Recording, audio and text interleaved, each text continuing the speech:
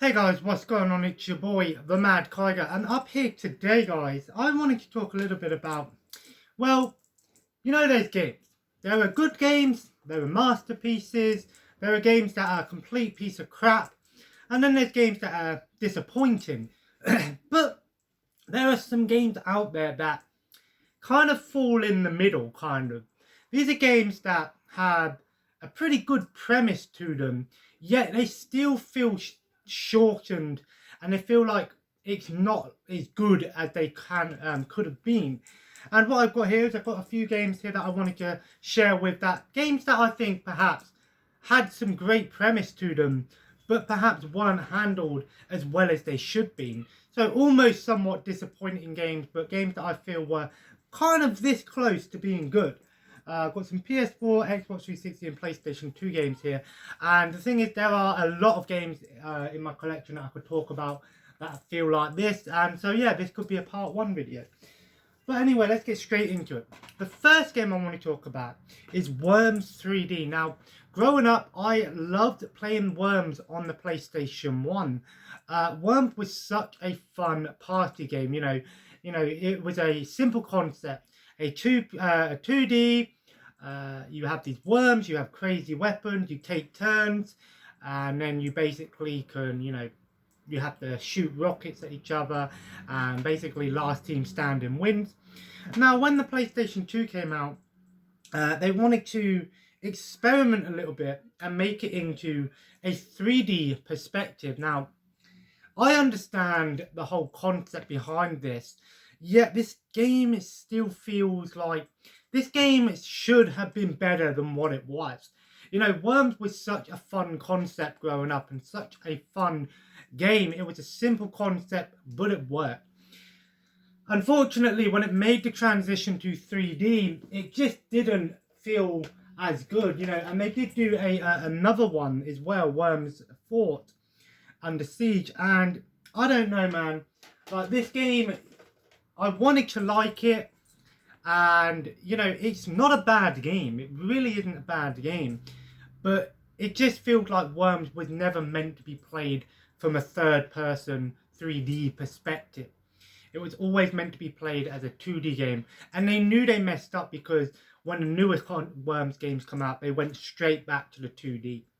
But this is just a great example of a company trying something new and it didn't work out. But the game is so close to being really good, but it just falls short because of, it just wasn't handled very well. At least that's what I believe.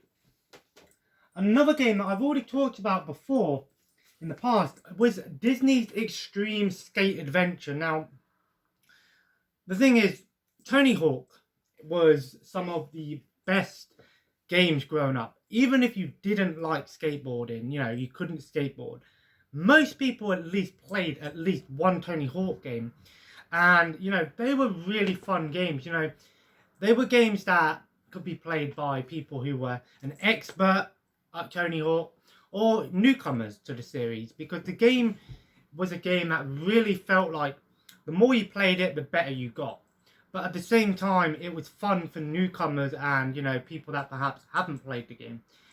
Now, when they wanted to do a crossover with Disney, it seemed like a really cool idea, being able to have Disney characters skateboarding and exploring Disney, themed areas. And unfortunately, this game just fell short. There's something about this game that, it's still using the Tony Hawk engine. It still feels like you're playing Tony Hawk. Yet there's something about it that just doesn't feel right. It just seems a little bit more on the slow side. It just feels like the controls were a little bit not as well tuned. And yes, I understand this game was aimed towards a younger audience, but it still was a cool concept. And as a kid, I enjoyed this game. But when I got older and I played it when I got older, it just didn't feel as good. It felt short. It felt like they really didn't put a lot of effort into this. They just tried to copy and paste Tony Hawk, but didn't take the great things that were amazing about Tony Hawk, the control and the gameplay, and just sort of slapped in a couple of Disney characters into this. and thought, you know what, that's enough. But this game could have been really good, you know. It could have been an amazing game. It is better than The Simpsons skateboarding though. Next, we have WWE 2K20. Now, I'm going to be honest with you. I haven't played WWE campaigns for a long time. But WWE 2K20 is a game that, in many people's eyes, was a failure. You know, this game when it came out was buggy as all hell. The graphics were nothing like what the characters... Pretty much this was a copy and paste from 2K19, yet didn't improve much on the previous game. There are new things in this game, of course there are. But when you play it and you compare it to 2K19, you sort of feel like, what is the difference? Now, I'm going to be honest with you. This game could have been really good. They really could have done well with this game. And I'm going to be honest with you, when I play it, 9 times out of 10, it works fine. I do get the occasional bug here and there, but nothing game-breaking anymore. They have patched it since. But, you know, as a fan of wrestling games, you know, I really wanted to love and play 2K20 that much. But at the same time, it just feels short and feels like there's not much to it. This game could have been really good. And, you know, 2K know they fucked up big time because this year there's not going to be a 2K21. They're going with WWE Battleground, which is going to be like a spiritual successor to the All-Stars game. It's going to be an over-the-top fighting game. And unfortunately, 2K20 just fell short. But it's still playable. Don't get me wrong, it's still playable and it has some pretty cool modes in here. But I just feel like this game should have been better than what it was. So, you know, 2K, you know, I think that's why they're taking a break this year and going to focus on trying to build a new engine for next year. Up next, we have Dynasty Warriors 9. Now, I'm going to be honest with you, I actually have played this game a ton, because I'm a massive Dynasty Warriors fan. Now, the biggest thing about this game that I thought was amazing was the fact that they tried to go for an open world. And I like that because you have this massive, you know, China, almost like a giant battlefield. And you can explore a little bit and you can go to cities and you have some sort of RPG elements. You know, you can hunt, you can craft, you can level up, get bodyguard, you can talk to people, take quests. You know, and it's really cool when you're going across this giant battlefield and there's little skirmishes happening here and there and stuff like that. It feels like a huge game. Unfortunately, this game just dropped the ball big time when it first came out. You know, the cities and everything were empty. There was nothing really around. The game felt like there's nothing to do in it. Now, they have improved it since, added new stuff into the game. And it is playable, don't get me wrong, it is a playable game. And I've enjoyed what I have played of it, but it still feels empty though. You know, this game should have been the next big thing in the Dynasty Warriors series. Now, we're not too sure what's happening with the next Dynasty Warriors game.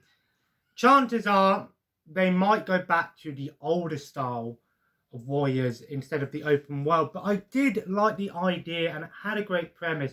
If they had put more time into this game and put more effort into the launch of this game could have been really, really good and made Dynasty Warriors on the map again. You know, more people would have really appreciated Dynasty Warriors, but unfortunately it just didn't do as well as they should have with it. But I enjoy it, don't get me wrong. Star Wars Battlefront. I remember when they announced Star Wars Battlefront, I was so hyped. I loved Star Wars Battlefront 1 and 2 on the PlayStation 2 growing up. You know, they were some of my favourite games. I absolutely loved Star Wars Battlefront. And when I saw the trailer for this game and the early gameplay, I was blown away by the graphics. It looked amazing. The biggest disappointment came with Star Wars Battlefront was this game had no single player campaign, very few modes in the game, Pretty much everything that was meant to be in this game was added as DLC, and you had to pay for it. You know, all of the iconic locations. You know, this game was only Empire and Rebels, you know, but don't get me wrong, this game actually had some pretty cool ideas to it. It was a beautiful game. The graphics and the sound were amazing. I like the idea of only being able to have one blaster, and you can get all of these different blasters. I like the idea of the survival mode was really fun. It had some cool co-op modes, but this game just had so many problems with it. You know, one of the biggest problems was, you know, if you wanted to get in a vehicle or get a hero, you would find a token on the battlefield. And it was really unfair because, you know, in the older games, if you wanted to be a hero or a villain, you would have to do well in the game and get enough points. Now, they did remedy a lot of the problems with this game in the second game. And the second game is coming toward the end of its life cycle and has improved ever since. But Star Wars Battlefront 2015 was just a game that should have been the next big thing, but didn't. They did remedy a lot of the problems with it in the second game, but at the same time, it's no excuse. Agents of Mayhem. I loved the old Saints Row games. You know, Saints Row were some of my favourite open world games. And, you know, Saints Row 3 and 4 really went over the top. But Agents of Mayhem was meant to be the next big thing. And this game had some great ideas. I like the concept of having different characters, each with different abilities and different missions. And it has sort of like an open world, and you can level up your characters. But I'm going to be completely honest with you. This game just feels a little bit on the whole disappointing side. It doesn't have enough oomph to it. You know, like, this game is playable, yet once you play it for maybe a couple of days, you sort of feel like, well, what more is there to do? I've done pretty much everything the game has to offer, yet it didn't have enough problems with it, enough going for it. My biggest issue with this game is there was no co-op. This game should have had co-op. It would have been amazing, even if it had a separate mode for co-op. You know, it would have been amazing. You know, this game actually reminds me a lot of Crackdown 3. That was another game that should have been, you know, on the ball. It should have been the next big thing. But unfortunately, it just felt a little bit too short. But this game has a lot of premise to it. And unfortunately, they just didn't do enough with it. Now, I might get a lot of hate for this one, but Devil May Cry 4. I loved the original Devil May Cry games growing up, you know. But when I played Devil May Cry 4, I just felt like this game, I don't know, there was something about it that just didn't hold my interest as much. Now, I will be honest with you, they have re-released Devil May Cry 4 as a special edition. It's only digital from what I know. I think in Japan it might be physical, but Devil May Cry 4, although it still plays very much like a Devil May Cry game and it's fun, I just felt like Devil May Cry 4, when it first came out, just didn't have enough oomph to it. There was something about it that I didn't enjoy as much. Maybe it was because you were playing as Nero most of the game and you weren't playing as Dante. You know, like in Devil May Cry 3 and Devil May Cry 2, yes, you did have other characters, but they were their own thing. Like Virgil, you could play once you beat the game, and you had like that Trish or whatever her name was in the other game. But Devil May Cry 4 just felt like, I don't know, man, like, there was just something about this game that should have been better than what it was. It's not a bad game, don't get me wrong. It is a fun hack and slash game, but there's just something about it that doesn't catch me as much as, say, Devil May Cry 3 did. But like I said, they did release a special edition which kind of improved a little bit of the things, but I don't know. Devil May Cry 4 for me just sort of wasn't as memorable or as enjoyable. I've already talked about Clive Barker's Jericho before, but I wanted to mention it again because this game had a really cool idea where you could, it was a first-person shooter. It was all about, monsters and paranormal abilities. And this game had almost like a Rainbow Six or Republic Commando style to it, where you had different characters, each with their own abilities, and you could switch between them. And it was a really, really cool idea. Unfortunately, the game just sort of felt like it wasn't as great as it should be. And I already mentioned that the enemies in this game are like bullet sponges. And that was the biggest problem for me, is the fact that, you're just wasting so many ammo gunning down certain enemies. And it's like, I'm just shooting, moving. This game could have been amazing. If this game had co-op and it had an online campaign where you could play as the different characters and felt more like a horror game, it would have been really good. A lot of people ask for a remake of this game, and I think if this game got a remake, they could fix a lot of the problems. But unfortunately, Clive Barker's Jericho just did not, reach that mountain that it should have. I'm going to get a lot of hate for this one, but Call of Duty Ghosts. I actually really enjoyed Call of Duty Ghosts for its campaign. For me, Call of Duty Ghosts felt like a game, it was like a mix between Black Ops 2 and Modern Warfare 3. It was like a good combination of both of them. It had a pretty cool campaign, and the extinction mode with the aliens was really something different.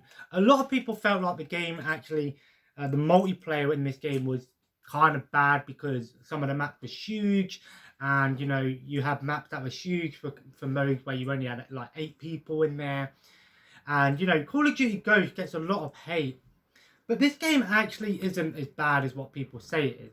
I felt like Call of Duty Ghosts, if they had tweaked a few things with it, Call of Duty Ghosts could have been one of the best Call of Duty games in a long time. And, a lot of people say like, oh, we never want to see another Call of Duty Ghosts. But this game ended with, a whole cliffhanger kind of thing. So I would like to see a re-release of Call of Duty Ghosts, or at least, a new Call of Duty Ghosts, or at least the story continue from Call of Duty Ghosts. It would be really cool to see. Call of Duty Ghosts, I just felt like should have been better than what it was and should have got more attention. Call of Juarez, the Cartel. Now, the Call of Juarez, Bound in Blood and Gunslinger are actually really good first-person cowboy shooters. But Call of Juarez, the Cartel, was, in many eyes, a massive disappointment. Now, the whole idea of this game was it was trying to combine Wild West with a more modern experience. This game had some cool premises to it, because you had a up to 3-player co-op mode of 3 characters, and I think I remember playing co-op at least once on this game. This game should have been really good, and I'm going to be honest with you, it's not terrible. It's not as bad as everyone says it is. But at the same time, this game should have been better than what it was. I felt like Call of Juarez, the Cartel, could have been a really good game if they just put in a bit more effort into it. Unfortunately, it just did not do as well as it should have. There was a lot of problems with this game. But at the same time, it could have been really good. Section 8. Now, Section 8 is kind of a funny one here, because this game was basically, the best way to describe this game is that it actually feels more like a precursor to, say, something like Titanfall. What made this game pretty awesome, it was a huge multiplayer game back in the day, and it was sort of like a futuristic shooter, kind of like a Battlefield thing where you have huge battlefields. You can drop in, you can get in different vehicles, and stuff like that. The game had a tiny single player campaign, which was more like a training mode to the online. But Section 8 could have been a really, really good game if they just put more effort into it. You know, this game could have been a game that could have still been going strong today. They could have made this game over time and been like, you know what, when a new console come out, we'll re-release this. But, you know, this game had some good ideas, but unfortunately, it just didn't stand the tale of time, unfortunately. And last in this video is Resident Evil 6. Now, I'm going to be honest with you. I enjoyed Resident Evil 5 and 6 for the co-op modes. These are great co-op games. If you've got someone to play them with, they're great. But Resident Evil 6, I'm not going to say 5 because 5 actually, I felt like it was actually a pretty good game. Resident Evil 6 had a great promise to it. It had 4 campaigns. You had Leon's campaign, which was more like the traditional zombie campaign. Then you had Chris's campaign, which was more like an action shooter campaign. Then you had Jake's campaign, which you spent a lot of time running away from enemies. And then you had Ada's campaign, which was more like a mini campaign, like a stealth one almost. But I enjoyed this game because it crossed over a lot of things. I have a lot of memories of this game. But where this game actually should have been really good is, you know, they could have made this game really good. You know, they could have just included all of the campaigns into one big campaign and crossover, swap between characters. I don't know. Resident Evil 6 gets a lot of hate, but I felt like this game wasn't as bad as what people give it credit, say it was. But at the end of the day, Resident Evil 6, it gets a lot of hate. Is it deserved? In a way, yes. But at the same time, I still think Resident Evil 6 is worth a playthrough if you've got someone to play it with. So anyway, there we have a bunch of games that perhaps are a little bit disappointing in, but I felt like had some sort of premise to them, some sort of promise that made these games almost redeemable, but just didn't do enough. Now, if you guys agree with me, of course, let me know. But anyway, guys, if you enjoyed this video, feel free to leave a like. If you want to see more videos like this, let me know in the comments below. I've certainly got plenty more games that I can talk about. And of course, let me know in the comments below, what are some games that you feel like should have been better than what they were, but weren't terrible games in their own right, but just didn't reach that level that they should have. They were sort of like, here's the bar, and they were just a little bit under the bar kind of thing. That's what this is sort of it. And of course, guys, subscribe if you haven't already and join the family. Follow me on Twitter and Instagram at the Mad Kiger, and Twitch at the Mad Kiger too. I will be streaming some more Overwatch tonight. We can get some more people in. Hopefully, we'll see how it all goes. I've been having a lot of fun lately playing Overwatch, meeting some new people, messing around, putting out some group posts. But if you want to play it, let me know in the comments below. I'd love to play with some people, some fans and stuff. And as always, check out Triumph Chairs. Use the Mad Kiger 10% to get 10% off. And of course, guys, have a nice day. And I will see you in the next video. Take care and bye-bye.